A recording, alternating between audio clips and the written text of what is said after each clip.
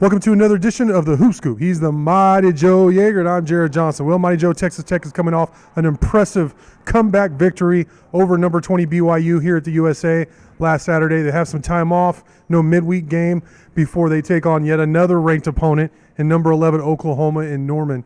Before we get to that game, what was your overall takeaways from that really impressive comeback, which saw them come back from, 16 points at half and 17 points at the largest deficit?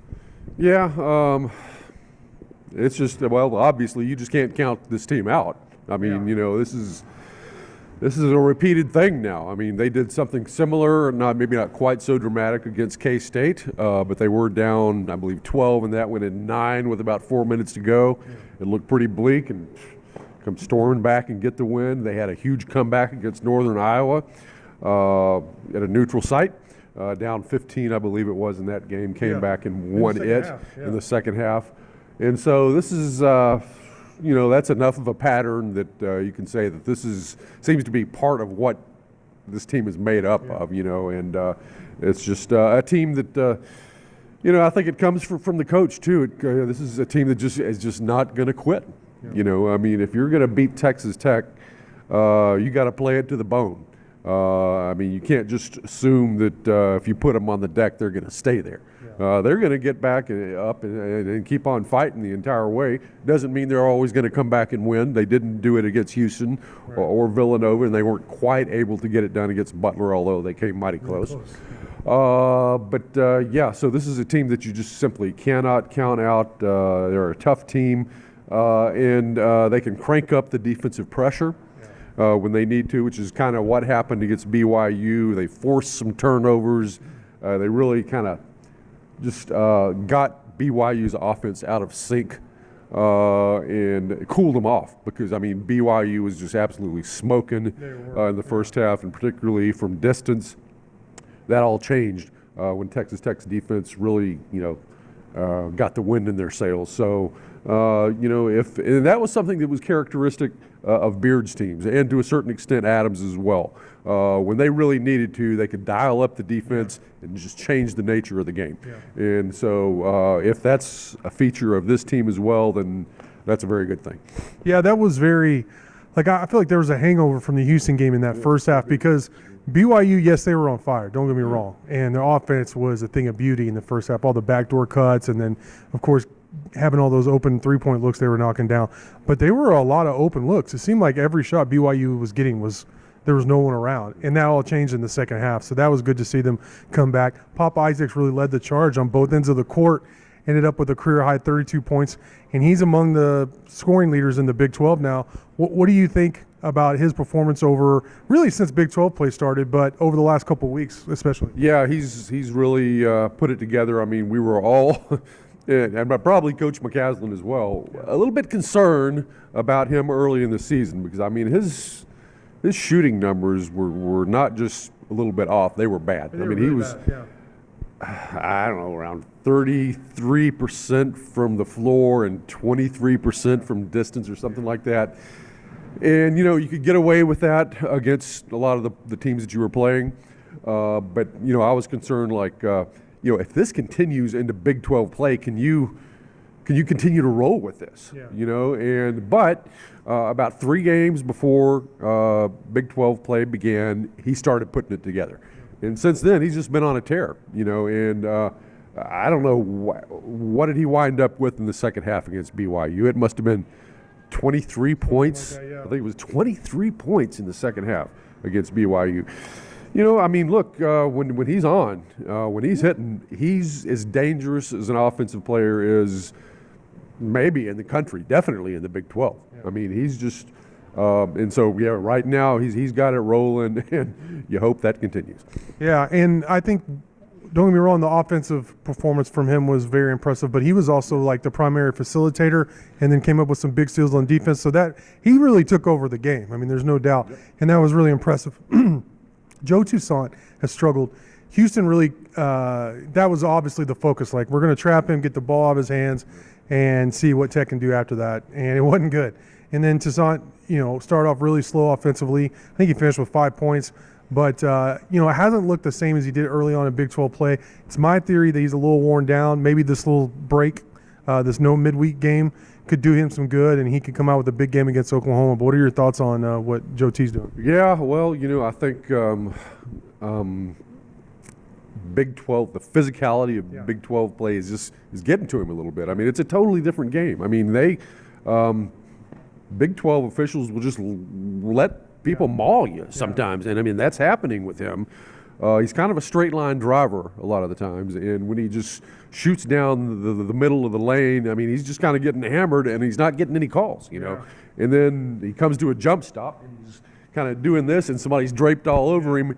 Where does he go with the ball? And he's not really big enough that he's able to easily just elevate and shoot over some of these guys. So he's, in a little bit of a quandary there. I think that what he needs to do, if to the extent that it's possible, is get a little bit more lateral movement in his game, and try to change things up a little bit, because the straight line driving right down the middle of the lane is just not working for him right now. But he's definitely, I think, lacking in confidence a little bit right now. He kind of, you really saw it against BYU, where he would get into the middle of the lane and he would actually have a little space, but then he really didn't know what to do with the ball. And I mean, he airmailed 2 or 3 shots from about 8 feet out. I mean, and that's not typical of him, because he was draining that stuff earlier in the season. So he's got some adjustments to make. And but like you said, I mean, this week off could be just what the doctor ordered, get him a little bit of rest, and maybe he's rejuvenated a little bit, and that could help him. Yeah, and of course, he is used to the Big 12 with having played West Virginia last year, but I think it goes back to what you always say about the chess match and the great coaching in the Big 12. I mean, that's a big reason why the Big 12 is the best. It is the reason why the Big 12 is the best conference in the country. It's got the best coaches. And we see that in the tournament, too, the chess match, where the deeper you go, the coaching's so good. They take away what you try and do, and I think people kind of switched off Pop and said, we got to stop Joe Toussaint. I mean, he's the same guy who made that clutch 3-point play against Kansas State not that long ago. And real quick, this isn't Texas Tech really related, but are you surprised Kansas State, who their only loss in Big 12 play is a 1-point loss here against Texas Tech, which really they dominated for a lot of the game here, that they're not in the top 25? And I know some people don't care about the top 25, but I was just kind of surprised. I know they got a lot of votes, but they aren't actually in the top 25 despite, a pretty dang good record. Yeah, they could very easily be. I mean, they're the surprise team of the Big 12, maybe for me, because I really didn't have them rated that high this year coming in. They're not a team that has a whole lot of depth. They got a pretty doggone good starting 5. But I think you could definitely argue. I mean, Tech, the Big 12 had 8 teams in the previous poll. And this one they've got 7. So Texas dropped out, and you would have thought maybe K-State could have bumped up in there, but I wouldn't be surprised to see them up in the top 25 before too long. They're a good team, really good.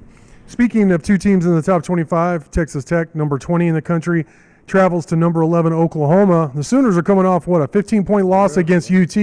I didn't actually catch that game, at least the second half, and we caught part of the game, but on one hand, it's like, if you're from Texas Tech's perspective, like, hey, Oklahoma, maybe they're not that good. But on the other hand, you saw, like against Houston, where a wounded animal going into their place. Now, Oklahoma doesn't have the home court advantage, that really almost the entire rest of the entire Big 12 has. But still, you would think just the way the season goes, Oklahoma needs this victory at home against Texas Tech if they want to accomplish a lot of the things that I'm sure they want to this year. Yeah, that's one of those deals that I go back and forth on. Do you want your team to play a team that is lost? Right. Maybe a couple of games coming in, and hopefully their confidence is down a little bit, and maybe they're just moping and pouting and feeling sorry for themselves. Right. Or do you want them to be on a hot streak? And maybe they take you a little bit light, or whatever. Maybe they're too confident. I mean, I don't know if there's, really a good answer for that. You just don't know how it's going to work out. But, there's not much of a home court advantage. I think Noble Arena or what Coliseum, whatever it is, Noble, is probably the deadest venue in the Big 12. I mean, the OU fans just don't really care much about basketball unless they got Buddy Hield or somebody like that in a Final Four caliber club. Or Wayman Tisdale or something like that. They're number 11 in the country. They're number 11 in the country. Yeah, exactly. This is like a Sweet 16, Elite 8 team, at least as things stand right now. And yet, and even when they show up, I mean, they had 11,000 for Texas last night, but you never would have guessed it just by listening to it on TV. And I know that can be deceptive sometimes. It seems like the sound quality these days, it's just from one game to the next. You don't know what you're going to get. Yeah. But still, it was just not a very lively crowd. It rarely is. So I don't think the home court advantage is going to be a big deal in this game. But how is Oklahoma going to respond to the situation that they're in right now with this bad loss? And it is kind of a bad loss, losing by 15 at home. Yeah. Against a Texas team that's pretty good, but they're not at the top of the conference by any stretch of the imagination. That stings a little bit, and they really need to right the ship. And Texas Tech is not an easy team to do that against. Yeah, one more guy I want to mention too, Warren Washington. He had almost had a double-double, 19 points, 9 rebounds. I don't remember how many blocks he finished with. It was at least 3 or 4 each Saturday in that big win against BYU. But he, just like Joe T and Pop, seems like one of the major keys, if not the key, considering the lack of depth for Texas Tech. What do you think about his performance so far? How good has he been? He's just been terrific. Probably he's your most underrated player. You know, I think a lot of people maybe kind of take him for granted and don't realize what a really excellent season he's having. But he's just Mr. Reliable. I mean, you know you're going to get practically a double-double from him just about every game. He doesn't have bad games, doesn't take the night off. He's in Big 12 play, he's leading the conference in block shots. He's tied with Francis from Houston, 1.9 blocks per game, something like that. He's right up there in rebounding, and he's giving you double-digit scoring right around there. He's just an absolutely critical player, and there's nobody else like him on the roster, not even close. And something else that's interesting about him, in conference play, he is averaging the most minutes of any Red Raider per game in Big 12 play. So he's not coming off the court very often. Robert Jennings is the guy who's his main backup, but he's playing like 3 to 4 minutes early in the game, and then you don't see him again. That's the pattern right now. And the funny thing is, I think Jennings is improving. I do too. He looks better out there. Yeah, I agree. And he looks much better than he did earlier in the season when he was like, looks like he didn't belong. Yeah, does this guy really deserve a scholarship the way he's playing? But now he looks like, if needed be, he could get out there and give you 10 pretty 12 quality minutes if you wanted to. So, that's going to be interesting to see. Washington is so good, you don't want to take him off the court. By that same token, do you think, well, maybe you need to rest him a little bit and let Jennings come in because he's quite competent. So that's, in terms of rotation and minutes, that's something that would be interesting to keep an eye on moving forward. All interesting stuff. Great stuff from you as always. 1 p.m. Saturday, Texas Tech takes on Oklahoma in Norman. Mighty Joe, thank you. Thank you all for watching, and until next time.